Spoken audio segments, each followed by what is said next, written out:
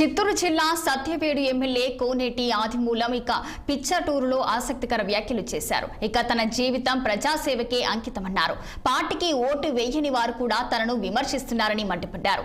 చంద్రబాబు ఆదేనుసారం పోటీ చేసి ప్రజా మద్దతుతో ఎమ్మెల్యేగా గెలిచానన్న ఆయన పార్టీ అధిష్టానం ఎలా చెబితే అలా నడుచుకుంటామన్నారు. ఇక ఎన్నికల్లో పాల్గొని వారు కూడా తమ మీద రకరకాలుగా ఆరోపణలు చేస్తూ కుట్రలు కృతంత్రాలు పనిచేస్తున్నారని కూడా ఆరోపించారు ఎమ్మెల్యే ఆదిమూలం.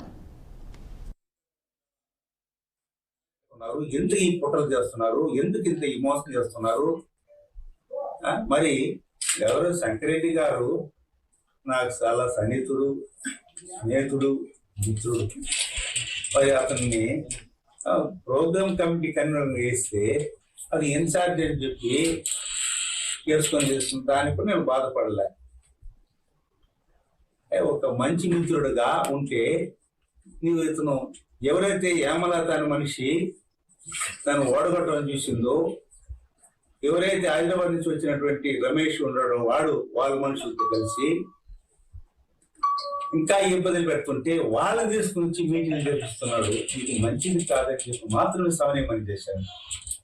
ఇది మంచిదేనా అంటే ప్రోగ్రామ్ కమిటీ కన్వీనర్ అంటే ఎక్కడైనా సమన్వయం చేసుకొని అందరిని కలుపుకొని కూటమి ప్రభుత్వంలో అందరి సమన్వయం చేసి పార్టీ ముందుకు నడిపించాల.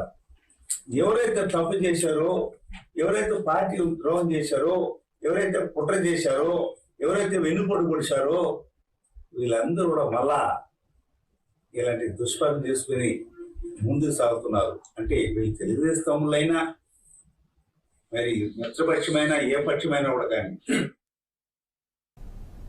సంగారెడ్డిలో టీపీసీసీ వర్కింగ్ ప్రెసిడెంట్